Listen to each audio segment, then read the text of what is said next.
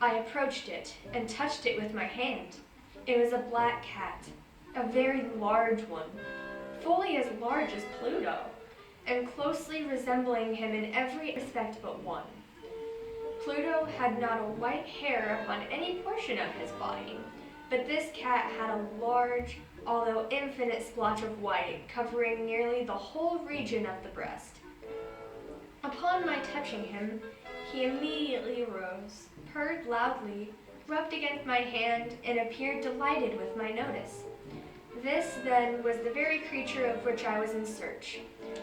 I at once offered to purchase it of the landlord, but this person made no claim to it, knew nothing of it, had never seen it before.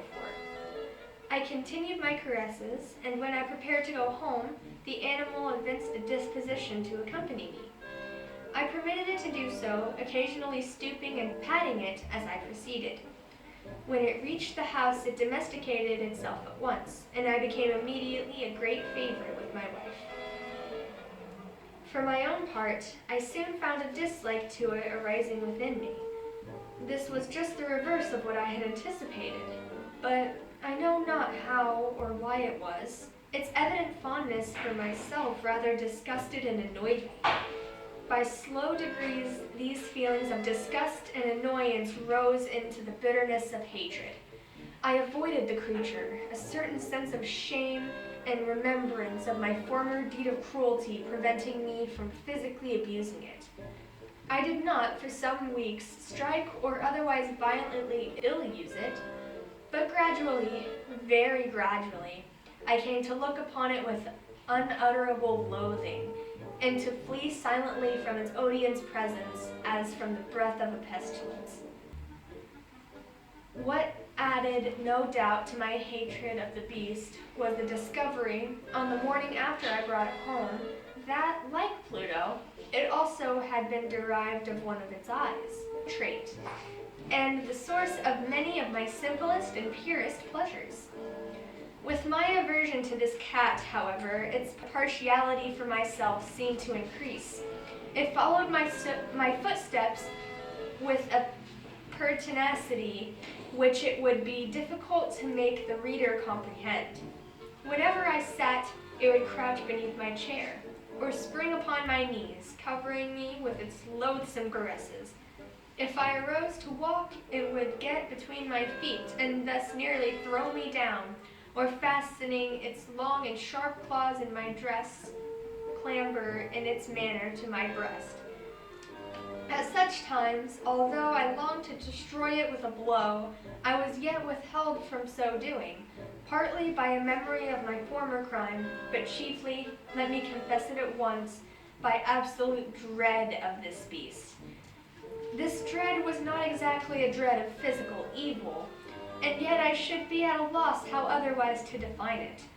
I am almost ashamed to own, yes, even in this felon's cell, I am almost ashamed to own that the terror and horror with which the animal inspired me had been heightened by one of the merest chimeras it would be possible to conceive. My wife had called my attention more than once to the character of the mark of white hair of which I have spoken, and which constituted the sole visible difference between the strange beast and the one I had destroyed. The reader will remember that this mark, although large, had been originally very definite, but by slow degrees nearly imperceptible, and which for a time my reason struggled to reject as fanciful, it had in length assumed a rigorous distinctness of outline. It was now the representation of an object that I shudder to name, and for this, above all, I loathed and dreaded, and would have rid myself of that monster had I dared. It was now, I say, the image of a ghastly thing, of the gallows. O mournful and terrible engine of horror and of crime, of agony and of death. And now was I indeed wretched beyond the wretchedness of mere humanity, and a brute beast, whose fellow I had contemptuously destroyed, a brute beast to work out for me, a man fashioned in the image of the high God, so much of insufferable woe. Alas, neither by day nor by night knew I the blessing of rest any more. During the former, the creature left me no moment alone, and in the latter I started hourly from dreams of unutterable fear to find the hot breath of the thing upon my face, and its vast weight, and incarnate nightmare that I had no power to shake off, incumbent eternity upon my heart. Beneath the pressure of torments such as these, the feeble remnant of the good within me succumbed. Evil thoughts became my sole intimates, the darkest and most evil of thoughts. The moodiest of my usual temper increased to hatred of all things and of all mankind, while from the sudden, frequent, ungovernable outbursts of fury to which I had now blindly abandoned myself, my uncomplaining wife, alas, was the most usual and the most patient of sufferers. One day she accompanied me, upon some household errand, into the cellar of the old building which our poverty compelled us to inhabit. The cat followed me down the steep stairs, and, nearly throwing me headlong, exasperated me into madness. Uplifting an axe, and forgetting in my wrath the childish dread which had hitherto stayed in my head, I aimed a blow at the animal, which of course would have proved instantly fatal had it descended as I wished. But this blow was arrested by the hand of my wife, goaded by the interference into a rage more than demoniacal. I withdrew my arm from her grasp and buried the axe in her brain. She fell dead upon the spot without a groan. This hideous murder accomplished, I set myself forthwith, and with entire deliberation, to the task of concealing the body. I knew that I could not remove it from the house, either by day or by night, without the risk of being observed by the neighbors. Many projects entered my mind. At one period, I thought of cutting the corpse into minute fragments and destroying them by fire. At another, I resolved to dig a grave for it in the floor of the cellar. Again, I deliberated about casting it into the well of the yard and about packing it into a box, as if merchandise, with the usual arrangements, and so getting a porter to take it from the house.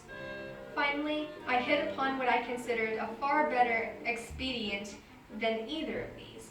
I determined to wall it up in the cellar, as the monks of the Middle Ages are recorded to have walled up their victims. For a purpose such as this, the cellar was well adapted. Its walls were loosely constructed and had lately been plastered throughout with a rough plaster, which the dampness of the atmosphere had prevented from hardening. Moreover, in one of the walls was a projection, caused by a false chimney or a fireplace that had been filled up and made to resemble the rest of the cellar. I made no doubt that I could readily displace the bricks at this point, insert the corpse, and wall the whole up as before, so that no eye could detect anything suspicious. And in this calculation I was not deceived. By means of a crowbar, I easily dislodged the bricks, and having carefully deposited the body against the inner wall, I propped it in that position, while with little trouble I relaid the whole structure as it originally stood. Having procured mortar, sand, and hair, with every possible precaution, I prepared a plaster which could not be distinguished from the old, and with this I very carefully went over the new brickwork. When I had finished, I felt satisfied that all was right. The wall did not present the slightest appearance of having been disturbed. The rubbish on the floor was picked up from the minutest care. I looked around triumphantly and said to myself, "Here at least, then, my labor has not been in vain." My next step was to look for the beast which had been the cause of so much wretchedness, for I had at length firmly resolved to put it to death. Had I been able to meet with it at the moment, there could have been no doubt of its fate, but it appeared that the crafty animal had been alarmed at the violence of my previous anger, and forbore to present itself in my present mood. It is impossible to describe or imagine the blissful sense of relief which the absence of the detested creature occasioned in my bosom. It did not make its appearance during the night, and thus for one night at least, since its introduction to the house, I soundly and tranquilly slept. I slept, even with the burden of murder upon my soul.